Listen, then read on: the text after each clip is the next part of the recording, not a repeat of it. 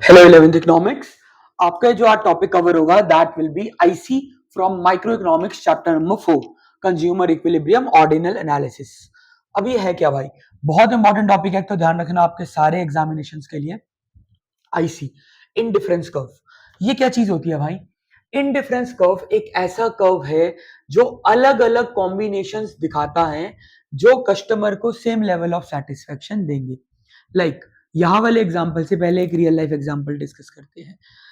IC की knowledge रखकर micro economics में एक रेस्टोरेंट अपने फूड कॉम्बोज सेट कर सकता है। फूड कॉम्बोज सेट कर सकता है। जैसे मान लो रियल लाइफ में लेट इट बी, बहुत सारे रेस्टोरेंट्स में आप देखते हो ना कि कुछ फ्लैट 200 रुपए के अंदर कुछ कॉम्बोज चल रहे होते हैं। ठीक है, तो उसने भाई एक रेस्टोरेंट है मान लो, उसने 200 रुपए में कॉम्बो रखा हुआ है। कॉम्बो नंबर 1 जिसमें यू विल गेट 2 लच्छे परांठे और एक दाल मखनी, ठीक है, फॉर 200 रुपीज, साथ में एक सब्जी लगा लो और चलो। ये एक 200 रुपए का कॉम्बो है। सेम 200 रुपए में ही उसने एक और कॉम्बो भी रखा हुआ है कि 200 रुपए में ही अगर आप अपने इस 2 परांठे में से एक परांठे को सैक्रिफाइस करते हो तो हम आपको साथ में थोड़े चावल दे देंगे। ऐसा होता है ना कि भाई कोई कॉम्बिनेशन है, कोई थाली वगैरह का ऑर्डर है, उसमें उन्होंने कह दिया या तो भाई आप 4 रोटी ले लो या 2 रोटी और राइस ले लो। ठीक है, वो चीज उस स्टडी को हम आईसी के थ्रू पढ़ सकते हैं, इनडिफरेंस कर्व के थ्रू, कि ऐसे ऐसे कॉम्बिनेशंस बनाना जो कस्टमर को सेम लेवल ऑफ सेटिस्फेक्शन देंगे, वो आईसी में आते हैं। लाइक मीनिंग बाद में, पहले टेबल पे आना। इसका मतलब है मान लो गुड एक्स थोड़ा महंगा गुड है, मान लेते हैं। दो कॉम्बिनेशन है, दो तरह के गुड्स है, गुड एक्स और गुड बाय। मान लेता हूं गुड एक्स थोड़ा महंगा है, लेट इट बी एप्पल्स थोड़े महंगे होते हैं एज कंपेयर टू ऑरेंज। सर्दियों में किन्नू वगैरह सस्ते आते हैं ना। तो कह रहे हैं अगर वो कस्टमर 10 एप्पल और 100 ऑरेंज लेगा तो उसको जितनी सेटिस्फेक्शन मिलेगी उतनी ही सेटिस्फेक्शन उसको 20 एप्पल और 70 ऑरेंज वाले कॉम्बो में भी मिल जाएगी। उतनी ही सेटिस्फेक्शन उसको 30 एप्पल और 50 ऑरेंज वाले कॉम्बो में भी मिल जाएगी। और उतनी ही सेटिस्फेक्शन उसको 40 एप्पल और 40 ऑरेंज वाले कॉम्बो में भी मिल जाएंगी। क्योंकि कस्टमर को पता है मान लो एप्पल है थोड़े महंगे है, तो अगर 40 एप्पल मिल रहे हैं तो ऑरेंज कम भी मिल रहे हैं तो फर्क नहीं पड़ता, वो चीज। ठीक है, आईसी की स्टडी ये होती है। मीनिंग क्या है?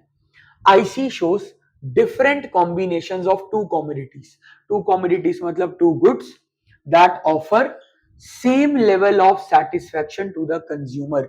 भाई अलग अलग कॉम्बिनेशन दो गुड्स का जो कस्टमर को सेम लेवल ऑफ सेटिस्फेक्शन देंगे। अर्थात इसका हिंदी में मतलब क्या है? जितनी सेटिस्फेक्शन कस्टमर को, कंज्यूमर को 10 एप्पल और 100 ऑरेंज में मिलती है, उतनी ही सेटिस्फेक्शन उसको 20 एप्पल और 70 ऑरेंज में भी मिल जाएगी। उसी लेवल की सेटिस्फेक्शन अगर वो 30 एप्पल और 50 कॉम्बो खरीदेगा तो उसको मिलेगी, और उतनी ही सेटिस्फेक्शन अगर आप उसे 40 एप्पल और 40 ऑरेंज दोगे तो वो मिलेगी। आईसी यही दिखाता है अलग अलग कॉम्बोज जो कस्टमर को सेम लेवल ऑफ सेटिस्फेक्शन देंगे। खैर हमारी स्टडी जो हमारी माइक्रो इकोनॉमिक्स की यहाँ पर ये वाली स्टडी है, इसमें प्राइस का कोई रोल नहीं है, लेकिन रियल लाइफ में होता है। रियल लाइफ में प्राइस से हर चीज नापी तोली जाती है।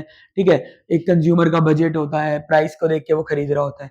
तो रियल लाइफ एग्जांपल ही मैं आपसे डिस्कस कर रहा था कि मान लो भाई आपने 200 रुपए में कॉम्बो चलाया है कोई अपने रेस्टोरेंट के लिए, 200 रुपए का आपका कोई कॉम्बो है, और रेस्टोरेंट्स वाले भी यार बेवकूफ नहीं है, वो सोच के कॉम्बो बनाते हैं कि हम ऐसा कॉम्बो सेट करें जिससे कस्टमर भी सेटिस्फाइड हो कि भाई 200 रुपए में आपको कॉम्बो मिलेगा। कॉम्बो नंबर 1 या ऑप्शन नंबर 1 ये है कि यू विल गेट दाल मखनी, ठीक है, प्लस कोई सा भी पनीर थोड़ा सा, कटोरी कटोरी, और थाली में आपको किलो देगा वो। ठीक है, दाल मखनी थोड़ा बहुत पनीर, और इसके साथ में you can take let it be 4 roti. ये कॉम्बो है जो 200 रुपए में चल रहा है उनका। ठीक है, 4 तंदूरी रोटी या बटर रोटी, जो भी कॉम्बो है। उनको ऐसा लगता है यार कि अगर कोई बंदा हो जिसके थोड़ा और वेराइटी, क्योंकि कंज्यूमर वांट्स वेराइटी, उसका थोड़ा और वेराइटी का मन हो, तो हम एक काम करते हैं, हम इसको एक और कॉम्बो भी ऑफर कर सकते हैं। कॉम्बो नंबर 2 सेम प्राइस में, कि भाई तू दाल मखनी ले ले, पनीर खरीद ले, मतलब पनीर ले ले कॉम्बो में साथ में, और 4 रोटी की जगह हम तेरे को दो ही रोटी देंगे, रोटी उसकी तुमने कम करा दी, और थोड़े सा पोर्शन आपको राइस का भी दे देंगे। इस कॉम्बो में थोड़ी सी उसने आपकी रोटी कम करी, लेकिन आपको राइस का कॉम्बो दे दिया साथ में, क्योंकि उनको ऐसा लग रहा है कि भाई 200 रुपए में कंज्यूमर इसमें भी ओके होएगा कि भाई 4 रोटी की जगह अगर 2 रोटी कम भी कर रहा है तो साथ में राइस भी दे रहा है। इसी चीज की स्टडी को आईसी बोलते हैं भाई, कि अलग अलग ऐसे कॉम्बो, ऐसे कॉम्बिनेशंस बनाना जो कंज्यूमर को सेम लेवल ऑफ सेटिस्फेक्शन दिलवा देंगे। That is IC all about. कि IC shows different combination of two commodities, दो कॉमोडिटीज के अलग अलग कॉम्बिनेशंस जो offer same level of satisfaction to the consumer, जो कंज्यूमर को same level of satisfaction provide करा देंगे, उस स्टडी को आईसी बोला जाता है। अब भैया हम ये टेबल कैसे याद रखें? एसएसआई टेबल आपने पीपीसी में भी बनाया था। इस टेबल की ट्रिक क्या है भाई, सुन लो, मैं एक बार आपको बना के दिखाता हूँ टेबल क्या है। हाँ तो बना है, यहाँ पर देखो, मान लो आपका combo number A, combo number B, combo number C, combo number D, good X good Y. X को 10 से स्टार्ट करो और प्लस 10 करते चलो, तो भाई 10, फिर 20, फिर 30, फिर 40। ठीक है, कोई दिक्कत? वाई को 100 से स्टार्ट करो और इसको गिराते चलो। ठीक है जी, पहले आप ऐसा करो, पहले गिराओ 30, फिर 20 गिराओ, फिर 10 गिराओ, तो 100 माइनस 30 70, 70 माइनस 20 50, 50 माइनस 10 और 50 माइनस 10 40। ऐसे बने हैं वो टेबल, वो जो टेबल वहां बना हुआ है वो ऐसे ही बने हैं। 10 से शुरू करा, 10 10 बढ़ाते गए, 10 20 30 40। वाई 100 से शुरू करा, पहले 30 गिराया, 100 माइनस 30 70, फिर 20 गिराया, 70 माइनस 20 50, फिर 10 गिराया, 50 माइनस 10 40। तो ये आईसी का टेबल बन जाता है। आईसी के केस में शेड्यूल की ज्यादा ना इनडिफरेंस सेट बोला जाता है। आईसी शेड्यूल क्यों नहीं बोलते बेटा? क्योंकि आईसी में नाम में ही कर्व आ रहा है, कर्व का मतलब ग्राफ होता है। तो इस इनडिफरेंस सेट मतलब इसका टेबल, इसके टेबल को बोला जाता है इनडिफरेंस सेट। और बेटा जब आप इसको प्लॉट करोगे भी ना, ये ऐसा बनेगा, ध्यान से देखना, ऐसा ये बनेगा आईसी का कर्व। आप इसको प्लॉट करके देखना, ऐसा ही बनेगा। इस शेप को बोलते हैं मैथ्स में रेक्टेंगुलर हाइपरबोला, इस प्रकार की शेप। ठीक है, स्ट्रेट लाइन नहीं है, कर्व ही है, इनडिफरेंस कर्व इसका नाम है। ठीक है, एक सेकेंड, ये देखो आईसी कैसा बनेगा, लाइक दिस, लाइक दिस, इस प्रकार से कर्व बनेगा। इस कर्व को बोलते हैं हम इनडिफरेंस कर्व। इसका बेटा फटाफट स्क्रीनशॉट लो, इसको नोट करो जल्दी से। अब जो आगे का टॉपिक है आईसी के बारे में आपको बेसिक बता दिया। एग्जाम में टॉपिक आता है प्रॉपर्टीज ऑफ आईसी, आएगा ही आएगा पेपर में, मोस्ट इंपॉर्टेंट टॉपिक है, जोन सा मर्जी स्कूल हो, ध्यान रखना। आईसी की प्रॉपर्टीज क्या होती है, कुछ प्रॉपर्टीज आपको ध्यान रखनी है, ऑलमोस्ट सारी ही। First property, IC is downward sloping. भाई जैसे डिमांड का कर्व होता है ना डाउनवर्ड स्लोपिंग, ऐसे आईसी भी डाउनवर्ड स्लोपिंग है। हम कैसे मान ले भैया, अगर ग्राफ में देखना है तो यार इसका कर्व बेशक थोड़ा टेढ़ा है, गिर रहा है ना नीचे को, नीचे की तरफ गिरता हुआ कर्व है, उठता हुआ कर्व है, इसका ध्यान से देखो आप, ये देखो जो इसका कर्व है ये गिरता हुआ कर्व है आईसी। ठीक है, डाउनवर्ड स्लोपिंग। अच्छा उसका रीजन भैया, उसका रीजन क्या है, आईसी डाउनवर्ड स्लोपिंग क्यों है? बिकॉज ऑफ इनवर्स या नेगेटिव रिलेशनशिप, इनवर्स या negative relation between good X and good Y. हम कैसे मान ले नेगेटिव रिलेशन है? अभी मनवाते हैं। आपने इसका टेबल नहीं बनाया था, ये देखो एक्स और वाई, जब एक्स बढ़ रहा था, जब एक्स बढ़ रहा था तो वाई गिर रहा था भाई। इसी रिलेशन को तो नेगेटिव रिलेशन बोलते हैं, कि भाई जब गुड एक्स को इंक्रीज किया जा रहा था तो गुड वाई को सैक्रिफाइस करना पड़ रहा था। जैसे जैसे कंज्यूमर में कॉम्बो में गुड एक्स को बढ़ाया जा रहा था, वैसे वैसे गुड वाई को कम किया जा रहा था। सो ये एक रीजन है कि आईसी स्लोप्स डाउनवर्ड, क्योंकि उसके अंदर जो दो गुड्स आ रहे हैं उनमें एक नेगेटिव रिलेशन है। इसको नोट करो फटाफट से अच्छे से, कि भाई आईसी डाउनवर्ड स्लोपिंग क्यों है।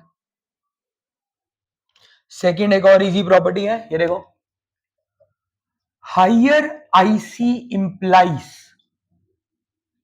Higher level of satisfaction, higher IC implies higher level of satisfaction, मतलब जितना ऊंचा आईसी बनेगा ना उसका मतलब उतनी ज्यादा सेटिस्फैक्शन ऑफर हो रही है। एग्जाम्पल ये देखो, ग्राफिकल एग्जाम्पल, ऐसा जो मैं भी यहाँ पे ग्राफ बनाऊंगा ना ये एग्जाम में एमसीक्यू में आता है। ये देखो ये आईसी बनाया, थोड़ा कर्व सा नहीं बना इसका, ये देखना ये आईसी है IC1, ये आईसी है IC2, ये आईसी है IC3। इन तीनों में से सबसे ऊंचा कौन है?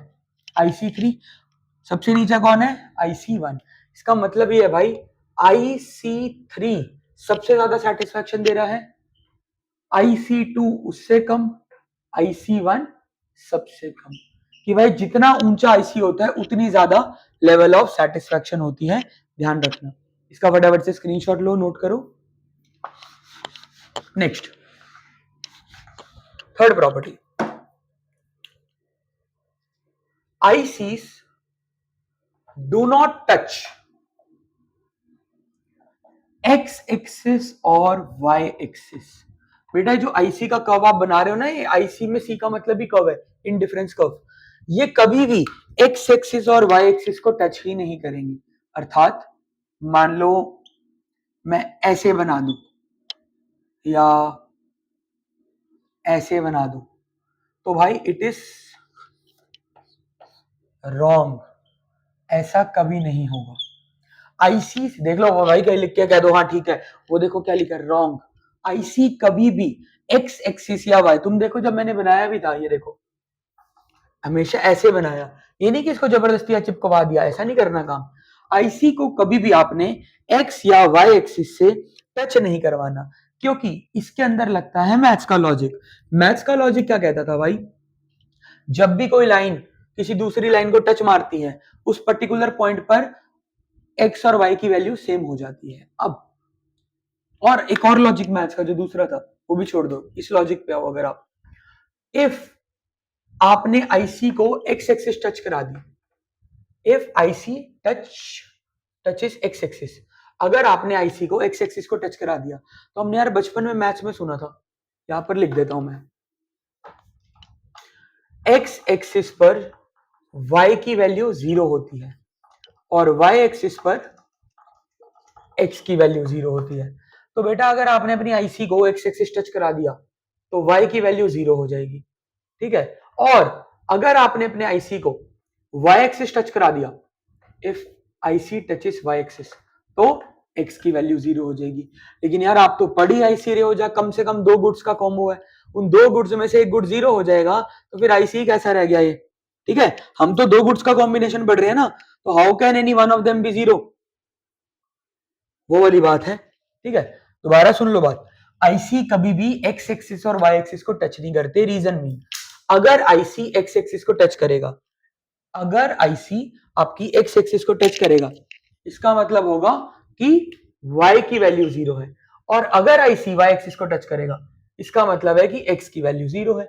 But how can this be possible, but IC में तो तुम टू गुड्स का कॉम्बो पढ़ रहे हो ना, तुम टू गुड्स का कॉम्बिनेशन स्टडी कर रहे हो, तो हाउ इज दिस पॉसिबल की, मतलब how can one of them be 0, how can one of them be 0।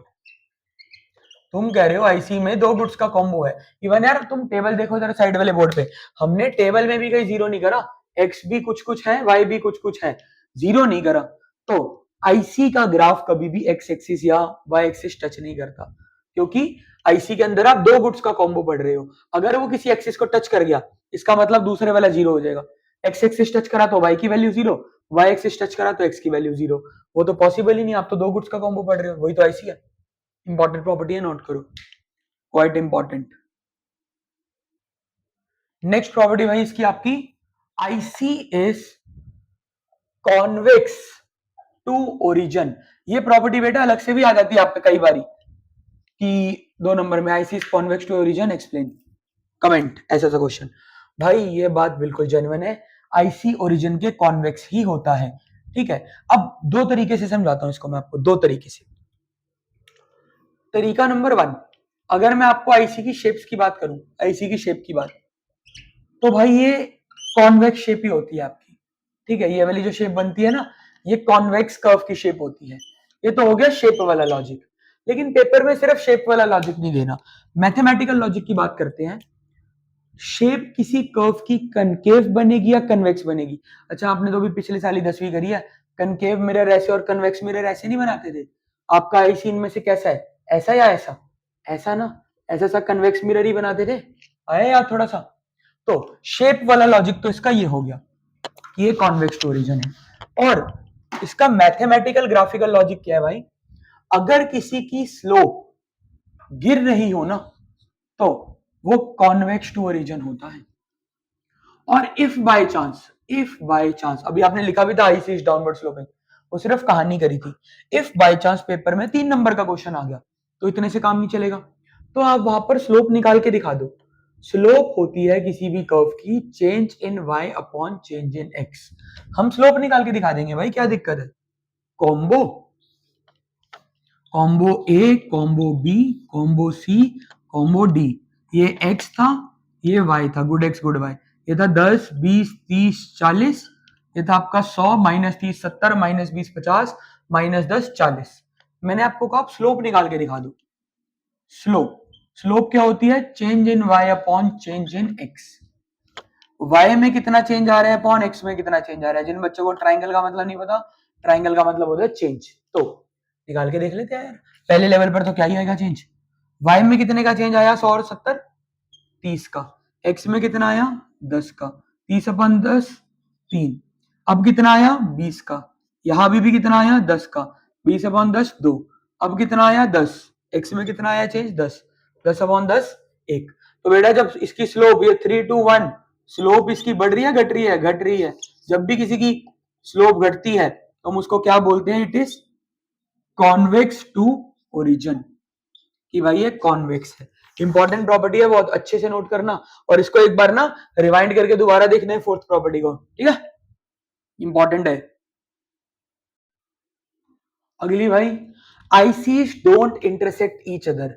आप कभी भी ऐसा डायग्राम नहीं देखोगे कि मान लो ये एक आईसी मैंने बनाया, लेट इट भी एक आईसी प्लॉट करा है, ठीक है। मान लो इसका नाम मैंने रख दिया ए, और एक और आईसी है भाई, मान लो ऐसा, जिसका नाम है बी। एक दूसरे को काट रहे हैं एट पॉइंट सी। ऐसा कभी नहीं होगा, ऐसा कभी नहीं होगा। लॉजिक इसका ऐसा क्यों नहीं होगा कभी भाई, वो भी सुन लो। मैथ्स का लॉजिक लगाएंगे भाई। जिस पॉइंट पर वो एक दूसरे को काट रहे हैं वहां पर क्या रहती है जी? वैल्यूज सेम रहती है। तो यार ए और सी अगर बराबर है, बात नंबर 1। बी और सी का एक जगह मिल रहे हैं, बी और सी बराबर है, बात नंबर 2। फ्रॉम 1 एंड 2 हम ये कह सकते हैं, फ्रॉम 1 एंड 2 हम ये कह सकते हैं कि भाई A is equal to B. But this is not possible भाई, दिस इज नॉट पॉसिबल। ऐसा कैसे पॉसिबल है? ग्राफ में भी देखो, क्या ए पॉइंट और बी पॉइंट एक है? बिल्कुल भी नहीं भाई, ये पॉसिबल ही नहीं है। आईसी पढ़ रहे हो, दो अलग अलग कर्व्स जो बना रखे आपने, दो अलग अलग कर्व्स, वो सेम सेटिस्फेक्शन कैसे दे सकते हैं भाई? दो अलग अलग curves, how can two different curves, दो अलग अलग कर्व्स कैसे सेम सेटिस्फेक्शन दे सकते हैं? Offer same level of satisfaction. दो अलग अलग curves same level of satisfaction कैसे दे सकते हैं भाई? नॉर्मल सी बात है। आप कहोगे भैया दो अलग अलग कॉम्बोज तो देते हैं ना सेम लेवल ऑफ सेटिस्फेक्शन। भाई वो एक ही आईसी के ऊपर बनते हैं, ये तो दो अलग अलग आईसी हैं, वो एक दूसरे को कभी टच नहीं करते। एक्चुअल में बहुत सारे आईसी बनेंगे भी ना तो ऐसे बनेंगे, ऐसे, वो एक दूसरे को काटेंगे नहीं कहीं पर, मैथ्स के लॉजिक्स के अकॉर्डिंग, ठीक है। बाकी भाई आपकी जो बुक्स है उसमें ये 5 प्रॉपर्टीज है।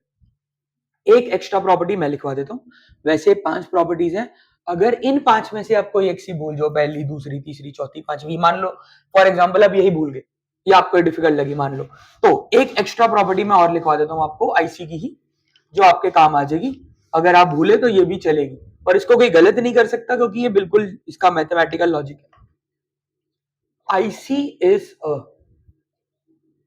रेक्टेंगुलर हाइपरबोला जो बच्चे अभी 11th क्लास में मैथ्स वाले बच्चे हैं उनको पता होगा कि यार इस शेप को हाइपरबोला बोला जाता है।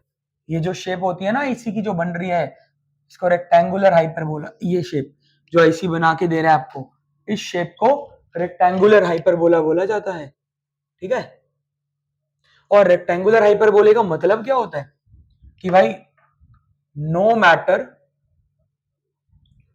What combo you choose, you will get same level of satisfaction। यही तो आईसी की स्टडी है भाई, यही तो हम पढ़ रहे थे, फिर भी नहीं अजीब लग रहा है। तो ये देखो हमने यही तो पढ़ा था कि जितनी सेटिस्फैक्शन 10 एप्पल और 100 ऑरेंज देंगे उतनी ही सेटिस्फैक्शन 20 एप्पल और 70 ऑरेंज प्रोवाइड करा देंगे, उतनी ही सेटिस्फैक्शन 30 एप्पल और 50 ऑरेंज प्रोवाइड करा देंगे, उसी लेवल की सेटिस्फैक्शन 40 एप्पल और 40 ऑरेंज अगर मिलेंगे तो भी प्राप्त हो जाएगी। That is the game. फटाफट इन 6 की 6 प्रॉपर्टीज को पढ़ लो। 5+1 है, 5 बुक की है, एक एक्स्ट्रा लिखवाई है, इसको अच्छे से पढ़ लो, जो भी डाउट है पूछ लो। ठीक है, मोस्ट इंपॉर्टेंट है, ध्यान रखना। That's all.